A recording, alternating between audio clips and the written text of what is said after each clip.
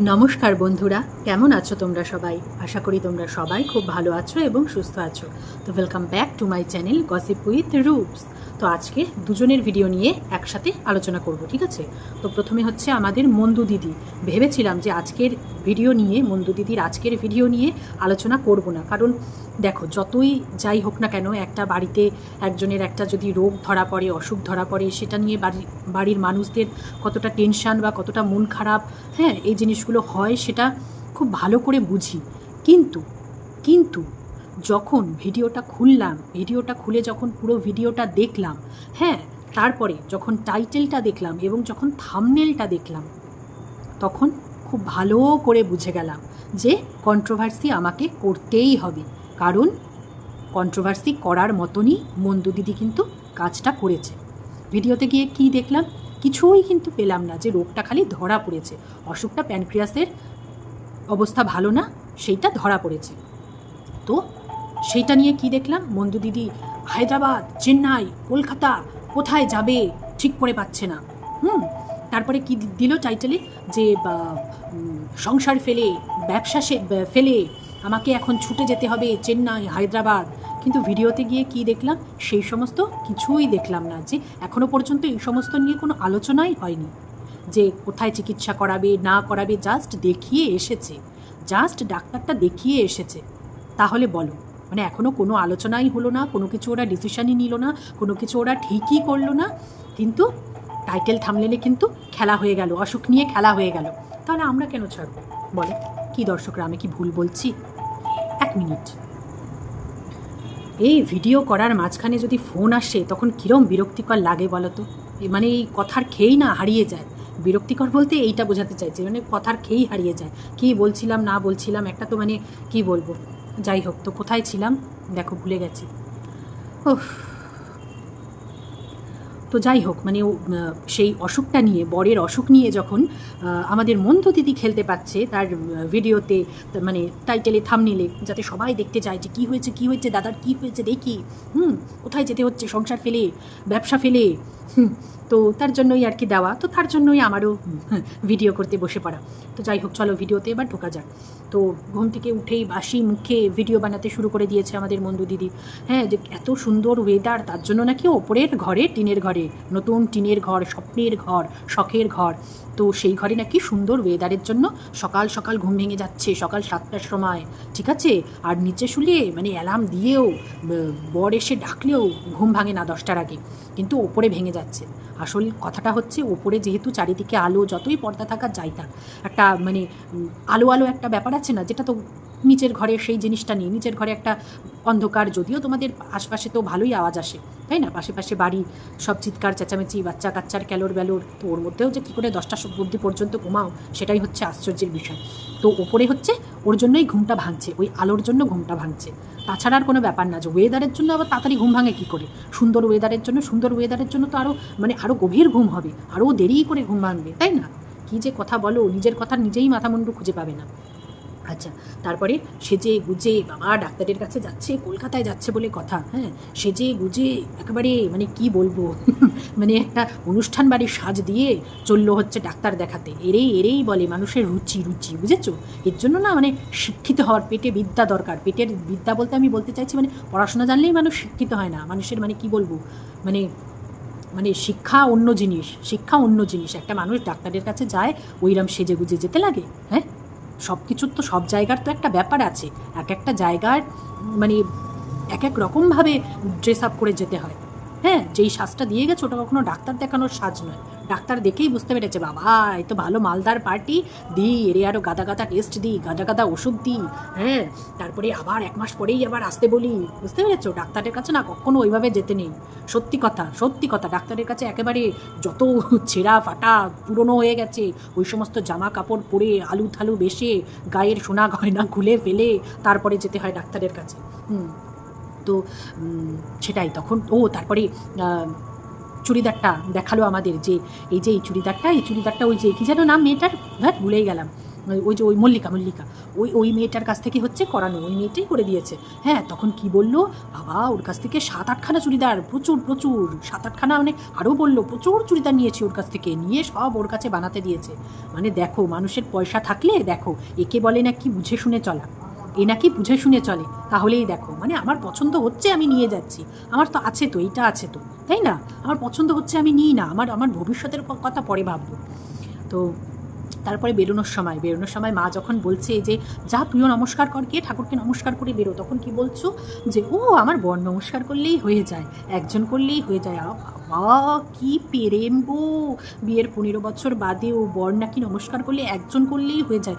আচ্ছা, তা বলছি যে তোমার বর যদি খেয়ে নেয় তাহলে তোমার খাওয়া হয়ে যায় না? হ্যাঁ, মানে বর খেলেই তো তাহলে তোমার পেটটা ভরে যাওয়া উচিত, তা তোমার আবার আলাদা করে খেতে হয় কেন? তাহলে খাওয়া খরচটাও বেঁচে যেত, তাই না?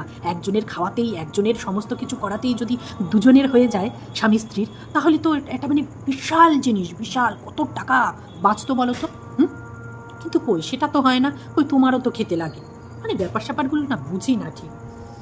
আচ্ছা, তারপরে টেস্টের কথা বলছো, বাপরে বাপ, বেরোনোর আগে বলছো যে এখানে যা টেস্ট দিয়েছে ডাক্তার, নাকি 30,000 টাকা বেরিয়ে গেছে, টেস্টেই শুধু 30,000 টাকা। বাবা কি টেস্ট দিয়েছে, 30,000 টাকার টেস্ট? তো তখন তোমার মা কি বলছে যে হ্যাঁ তোরা ওই টেস্টই খেলা কর। মানে সত্যি বলেছে একেবারে, তোমরা ওই যা শুরু করেছো শরীর নিয়ে, ওই ওই ওই করে যাও তোমরা, পয়সা আছে, পয়সা আসছে, আর একেবারে মানে এগুলো হচ্ছে মানে ডেকে ডেকে অসুখ আনা, এগুলো ডেকে ডেকে অসুখ আনা। ওই সারাদিন এইরকম করে মনমোড়া হয়ে বসে থাকবো, ওদের বাড়িতে অসুখ আসবেই। আর তারপরে না সব কিছুরই না একটা ব্যাপার থাকে, একটা বয়সের পর গিয়ে না বাড়ি ঘর এগুলো বানাতে হয়, একটা বয়সের পরে গিয়ে, এগুলো আমি মানি, এগুলো জ্যোতিষের কিছু কিছু ব্যাপার আছে। ওই আগে যদি তুমি বাড়ি করে ফেলো না, যেই বয়সের আগে করা উচিত নয়, এক একজনের এক এক রকম বয়স থাকে, কারোর হয়তো 48 বছর আগে করা উচিত নয়, কারোর হয়তো 40 বছরের আগে করা উচিত নয়, কারোর হয়তো 42 বছরের আগে করা উচিত নয়। ওই যখনই তার আগে বাড়ি ঘরদোর হয়ে যাবে, ওই তখনই এই প্রবলেমগুলো দেয়। তোমাদের দেখো ঠিক কিন্তু সত্যিই তাই, জবের থেকেই নতুন বাড়িতে গেছো, ওই ওই রোগ ভোগ, তারপরে তো একটা ব্লান্ডার হয়ে গেল 3 বছর আগে, কিছু না কিছু কিন্তু হয়েই যাচ্ছে, এগুলো হয়, এগুলো সব কিছুর একটা ব্যাপার থাকে, এটা আমি মানি।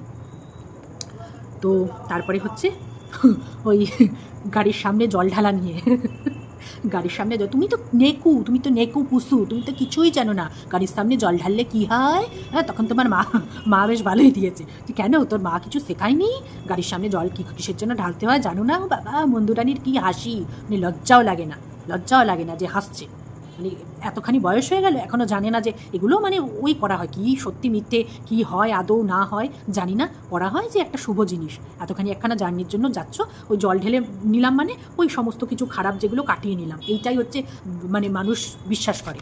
আদৌ কি হয় না হয় জানি না, কিন্তু এইটা হচ্ছে ব্যাপার, যে জলটা কাটিয়ে দিল, খারাপ কিছু যদি হতো রাস্তায় সেটাকে কাটিয়ে দিল, এই হচ্ছে বিষয়।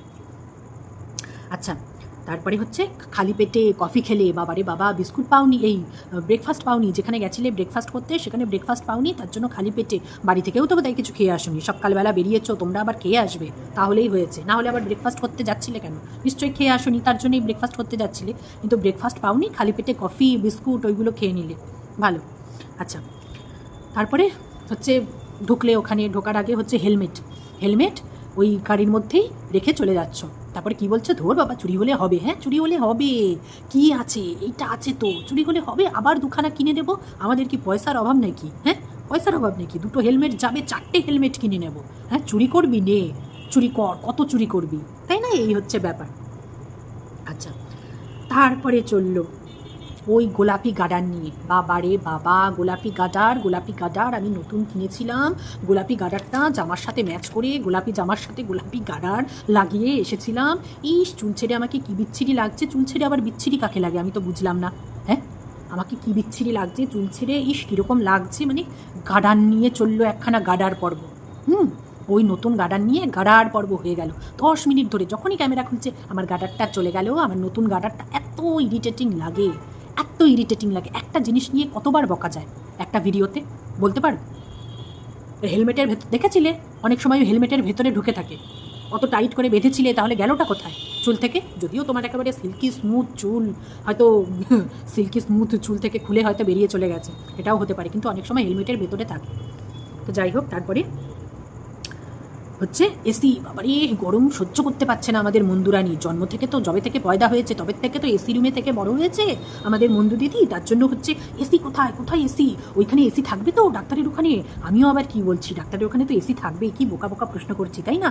বাপরে বাপ, মানে করে কষ্ট সহ্য করা যাচ্ছে না, একটু গরম সহ্য করা যাচ্ছে না, তাই না? এখন মানে এত আরাম হয়ে গেছে, এত সুখ হয়ে গেছে টাকা হয়ে। এটাই তো হয় মানুষের, টাকা যখন থাকে না তখন সব কিছু মানুষ সহ্য করে নেয়, আর যখন টাকা চলে আসে, আরাম চলে আসে তার সাথে সাথে, তখন আর মানুষ কিচ্ছুটি সহ্য করতে পারে না। হ্যাঁ, তখন একেবারে ফুলের শরীর হয়ে যায়, ফুলের শরীর একেবারে। আচ্ছা, তারপরে হচ্ছে ক্যান্টিনে খেলে কি বলবো, মানে বাড়িতে খাওয়ার সময় তো ওই একখানা দলা পাকাও, পিন্ডি পাকাও, ওগুলোকে না পিন্ডি বলে জানো তো, ওই রকমভাবে না পিন্ডি দেয়, ওরকম দলা দলা পাকিয়ে যেভাবে তুমি বাড়িতে খাও। তা ক্যান্টিনে দেখলাম খাওয়া ওইভাবে পিন্ডি পাকাওনি, হ্যাঁ মানে ভদ্রভাবে নিচ্ছিলে, কিন্তু নিয়ে সেই যে ওই যে সামনে নিয়ে যে তোমার ওইভাবে চেবানো, কে ভাই ওই রকমভাবে খায়? হ্যাঁ, সামনে নিয়ে ওই রকমভাবে কে চেবায় আমায় বলো তো? নিজেও তো ভিডিও এডিট করো, দেখো তো কীরকম বিচ্ছিরি লাগে, হনুমানের মতন দেখতে লাগে। কে ওই রকমভাবে খায়? তা আবার একটা জায়গায় গিয়ে, মানে শোধরাবে না, এদের যত বলা হয় এরা সেগুলো আরও বেশি বেশি করে করে, বুঝতে পেরেছ? তারপরে ঢুকলে বহুক্ষণ অপেক্ষার পর তারপরে হচ্ছে তোমাদের নাম্বার এলো। আর বাবা কত পেশেন্ট, কত পেশেন্ট, মানে দেখলেই না বুকটা ধক করে ওঠে। এই সমস্ত ডাক্তার ফাক্তার মানে বিশাল ভয় লাগে আমার, বিশাল। মানে যত মানে প্রার্থনা করবো যেন কারুর যেতে না হয় ডাক্তারের কাছে, ডাক্তাররা না খেয়ে মরুক, ডাক্তারের পেশেন্ট আসবে না, পেশেন্ট হবে না, তাও ভালো, না খেয়ে মরুক ডাক্তাররা, কিন্তু যেন ডাক্তারদের পেশেন্ট না হয়, এইটা বাবা প্রার্থনা করবো ভগবানের কাছে। কারুর যেন ডাক্তারের কাছে যেতে না হয়। হ্যাঁ, যেতে হলেও ওই সামান্য কিছুর জন্য যেন যেতে হয়, বড় সড়ো কোনো কিছুর জন্য যেন যেতে না হয়। তো বিশাল ভয় লাগে। কি অবস্থা এখনকার ডাক্তারের চেম্বারে, মানে মানুষ জায়গা দিয়ে পারে না মানুষকে, এত রোগ ভোগ মানুষের, এত অসুখ।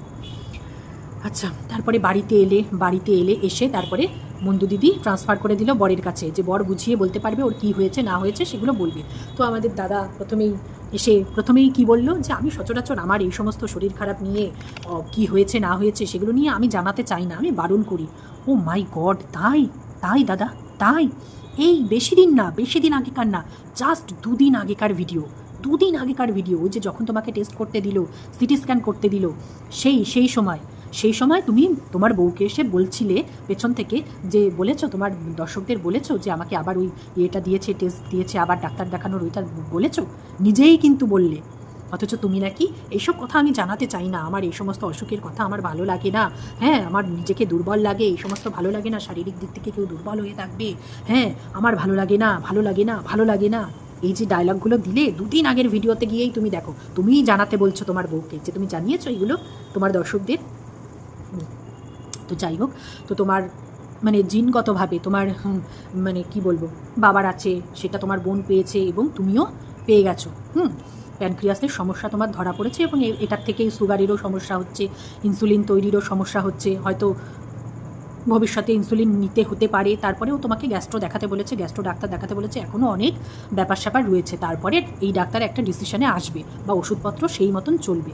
এবার তোমরা ভেবে পাচ্ছ না যে তোমরা কোথায় দেখাবে।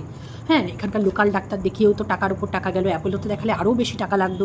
তাই ভাবছো যে সাউথের দিকে যাবে কিনা, চেন্নাইতে হায়দ্রাবাদে যাবে কিনা। তোমার বোনই না দেখায়, তোমার বোনই তো গেছিলো, তোমার বাবাও তো বোধহয় একবার ঘুরে এসেছিল চেন্নাই থেকে, তাই না? তারপরে সে ভুবনেশ্বরে সেই ওখানেও হসপিটালটায় গেল।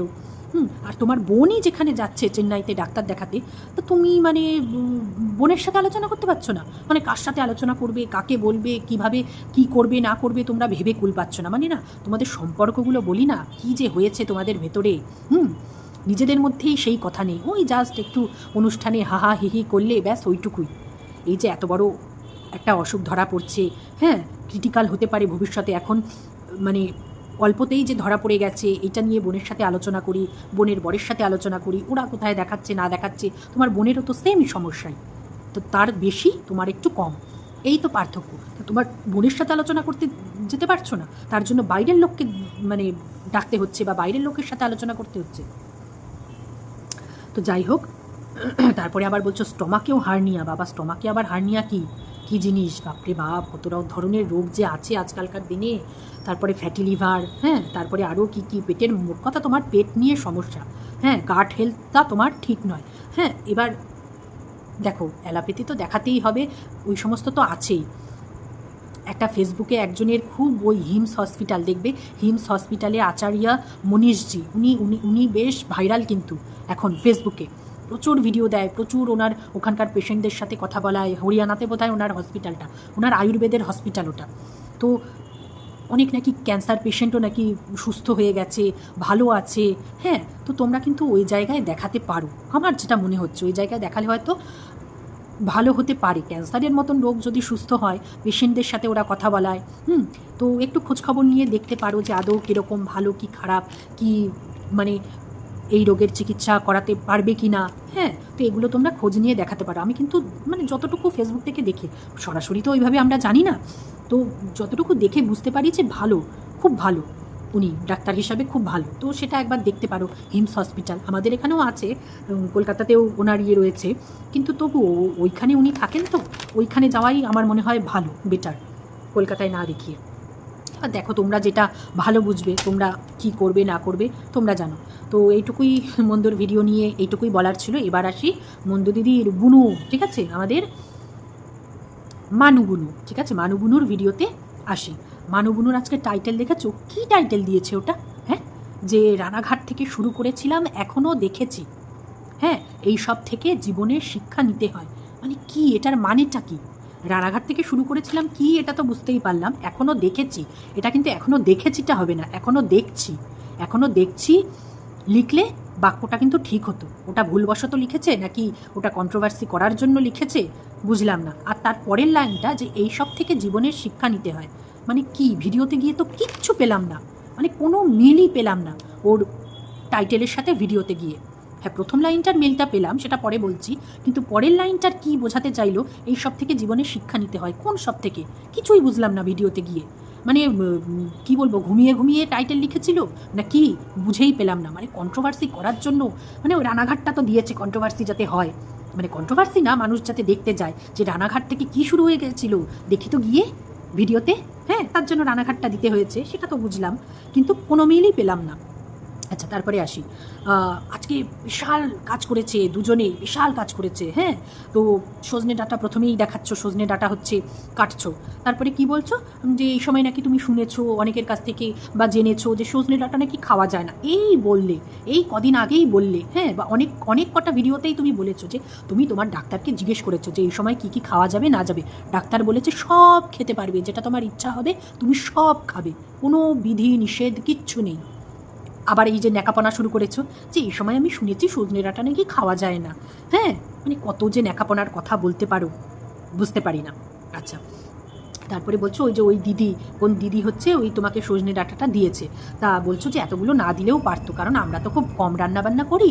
হ্যাঁ, নিশ্চয়ই নিশ্চয়ই, তোমাদের রান্নাবান্না কোথায়? হ্যাঁ, তোমরা তো রান্নাবান্না, বাবা বাড়িতে কষ্ট করে রান্নাবান্না করবে কেন? বাইরের খাবার আছে না, পয়সা আছে তো, পয়সাও আছে, বাইরেও খাবার আছে, পয়সা দিয়ে কিনে নিয়ে এসে বাড়িতে খাবো, তাহলেই বাড়ির খাবার হয়ে গেল। বাইরে থেকে কিনে যখন ওটা আমি বাড়িতে বসে খাচ্ছি, তখনই ওটা বাড়ির খাবার হয়ে গেল। বুঝতে পেরেছো দর্শকরা? তার জন্য হচ্ছে রান্না তো কেন করতে যাবে কষ্ট করে গতন খাটিয়ে? হ্যাঁ, বাইরে থেকে এনে এনে খাবে। আচ্ছা, বর যায়নি, তার জন্য বর কেন যায়নি? বরের খুব শরীর খারাপ। হ্যাঁ, এই দোকান বাড়ি সমস্ত কিছু সামলাতে হচ্ছে, তারপর এতখানি রাস্তা যাতায়াত করে দোকান করতে হচ্ছে, বিশাল মানে চাপ পড়ে যাচ্ছে ওর। হ্যাঁ, তাই তো, দোকানেও খাটতে হচ্ছে, বাড়িতেও গাধার মতন খাটতে হচ্ছে, আর আমি পায়ের ওপর পা তুলে বসে আছি কেন? আমি প্রেগনেন্ট। ওরে বাবারে, আমি প্রেগনেন্টের কাজ করতে নেই।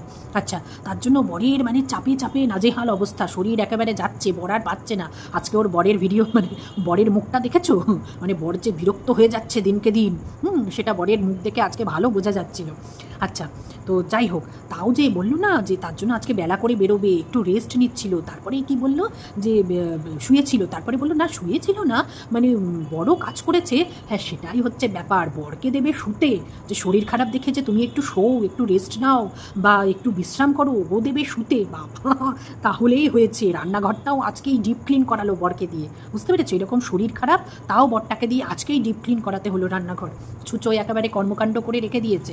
হ্যাঁ, তার জন্য বরটাকে ওই থেকেছো, বাড়িতে আছো মানে কাজ করে যেতে হবে, কাজ করতে হবে, তারপরে তুমি দোকানে যেতে পারবে। বাড়িতে কাজ না করে দোকানে যাওয়া চলবে না, বুঝতে পেরেছো?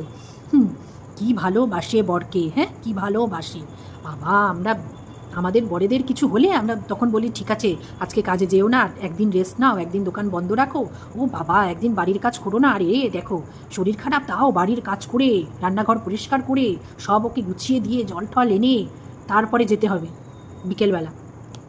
আচ্ছা, তারপরে মাছের মধ্যে নুন হলুদ মাখাচ্ছ, ওই একখানা ছোট্ট প্লেট ছুঁড়ে পড়ে গেল, মাছের মাথা পড়ে গেল নিচে, আবার ধপ করে তুলে নিলে, হ্যাঁ তুলে নিয়ে আবার ওটাই রান্না করলে। ইস বাবারে বাবা, মানে একখানা বড় প্লেট নেওয়া যায় না? প্লেটের অভাব লেগেছে না বাটি খুঁটির অভাব লেগেছে? আচ্ছা, তারপরে কি বলছো, রাত্রিবেলা চাল বাড়ন্ত ছিল, তার জন্য সকালে ব্রেকফাস্টের জন্য চাল নিতে পারোনি। আচ্ছা, বাড়ন্ত কি করে হয় আমি তো বুঝে পাই না। প্রত্যেক দিন তো দুবেলা চাল নিচ্ছ, দুপুরে রান্নার জন্য চাল নিচ্ছ বা রাতে রান্নার জন্য চাল নিচ্ছ, দুবার তো অন্তত রান্না করো নাকি ভাতটা। তো যখন আমরা চাল নিই আমরা তো তখন দেখি যে হ্যাঁ চালটা শেষ হচ্ছে, আর হয়তো একবেলার মতন চাল আছে বা একদিনের মতন চাল আছে, এবার আমাকে চালটা আনতে হবে।